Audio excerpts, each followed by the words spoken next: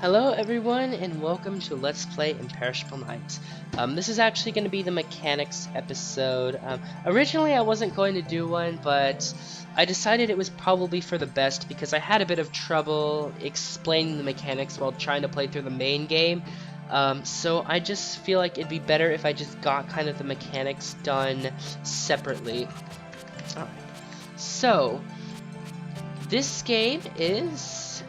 as I said before, it's Imperishable Night. It is the 8th game in the series, and it is known to be one of the most iconic games in the series. A lot of people like to say that this game is the game that kind of accurately represents Touhou, and I guess I could understand why. It certainly does have a lot of content.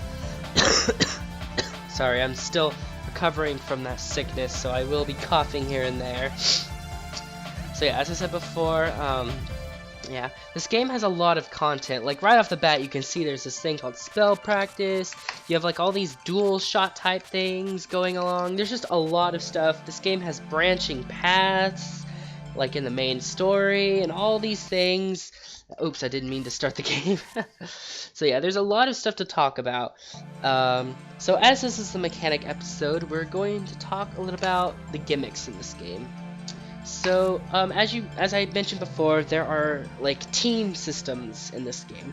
So, in this game, you get 4 main teams, and each team consists of a human and a yokai. The humans are Reimu, Marissa, Sakuya, and Yomu, and the yokai are Yukari, Alice, Ramelia, and Yuyuko.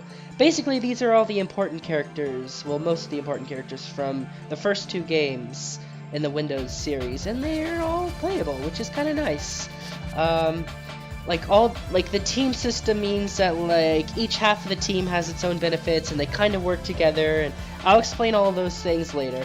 But yeah, you can also play as the shots solo, but you have to unlock the solo shots through various things. I forgot the exact requirements, but I know the wiki has them.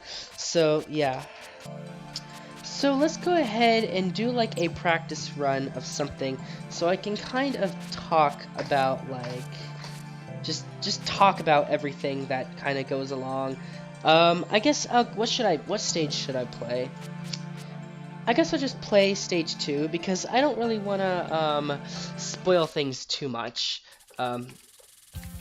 Like in the later game, because you know obviously we want to save that for like the main LP.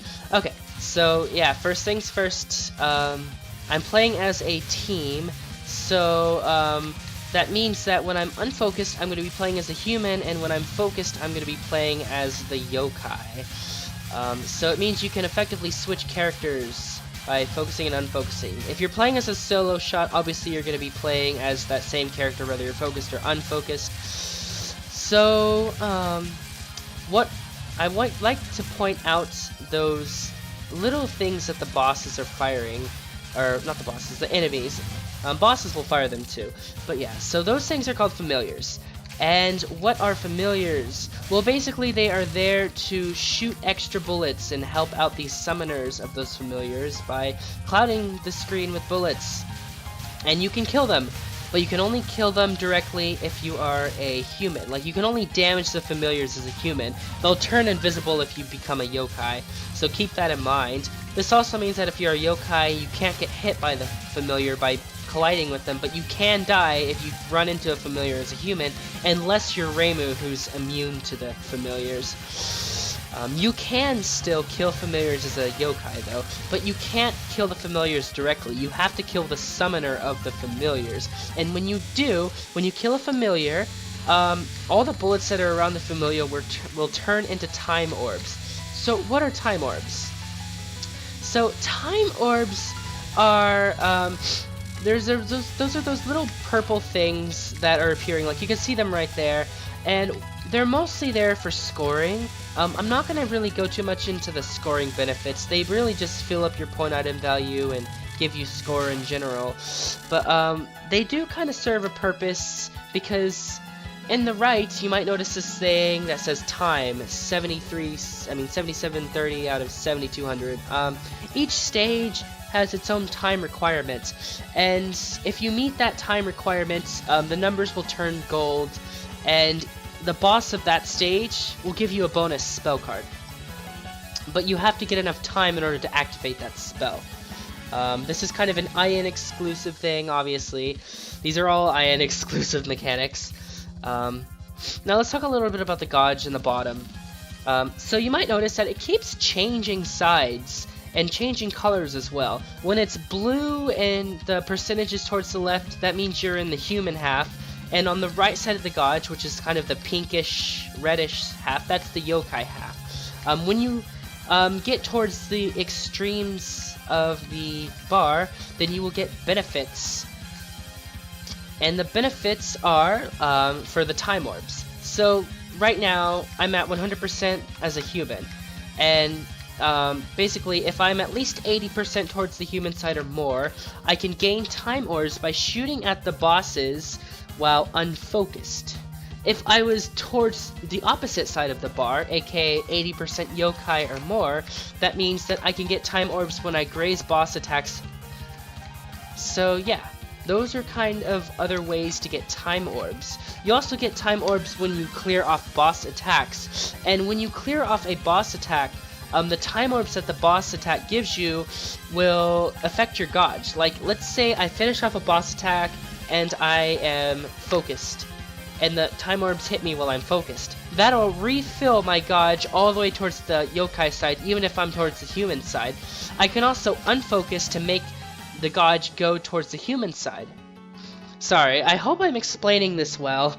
I'm not the most in tune with Imperishable Night, so I'm really trying the best I can. This isn't the game I play the most, needless to say. It's a game I play very rarely, so I'm not as experienced in this game as the other ones. So I might miss some things, I might be a little confusing in my explanations. I would recommend that if there's anything that you still don't understand or anything that you're confused on, you can always look on the wiki, because the Touhou wiki has a lot of information, and it definitely does a better job than me at explaining all of these things. So the general strategies in this game are to try to kill familiars to make the patterns doable, because you might notice that on the stages and on the bosses, there's a lot of crazy dense patterns, and you might be, how am I supposed to dodge those?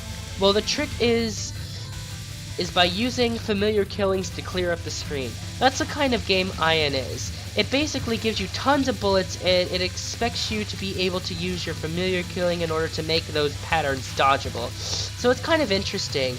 And a lot of those stages are really static, so it's actually, although it's scary, it's actually a lot of memorization, which is a little interesting.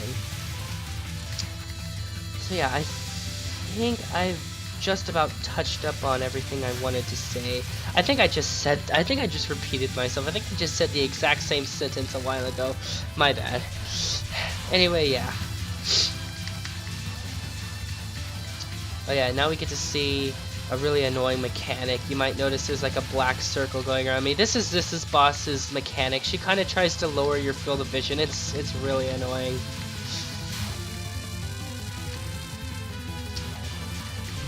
I'm trying to think, is there anything I have not said that I want to add in? I guess I can go ahead and mention that the point of collect works differently in this game than in the previous games, in the sense that if you're not at max power, you can auto-collect if you focus.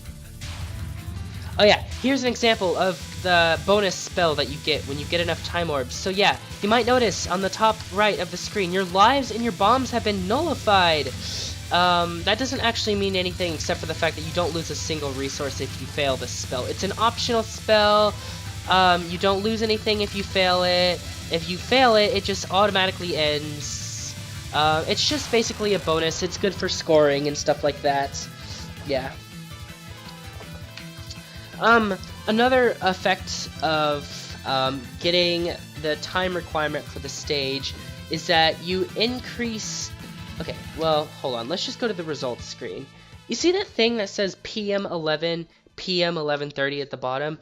So it kind of ties along with the plot of this game that through each stage, the time of day will increase.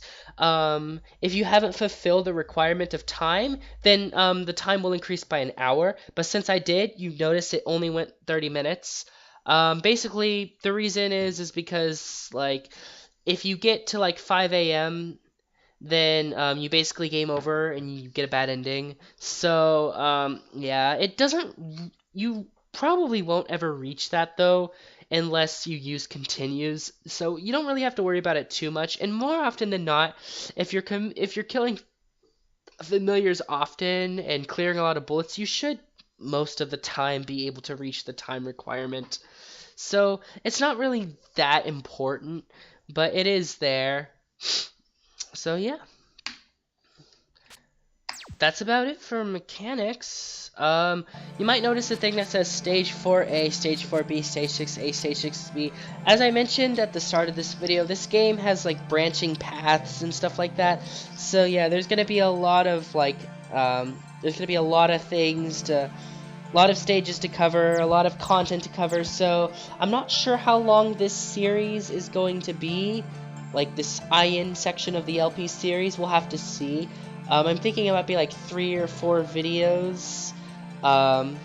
Obviously, in the next episode, we're gonna just go ahead and play through the main game. I haven't decided, because as I said before, this game has like 2 routes. Like stage 4 and 6 have an A and a B half. So I haven't decided whether I want to play through the game twice, or if I just want to play through the game once and then play the other branching stages individually. And what do you guys think, actually? Do you guys want me to play through the game twice and play through the A route once and then play through the B route again? Or would you rather me just play through the B route and then just do a side video where I just kind of play through the optional stages? Well, yeah, the other stages. I guess it's up to you guys. I don't know, we'll have to see. If I do end up playing through the game twice, I'll probably play 2 different shot types. Yeah. So yeah, just let me go. Sorry, I've been fumbling over my words so much this video. Let me know what you guys think, and stay tuned for the next video.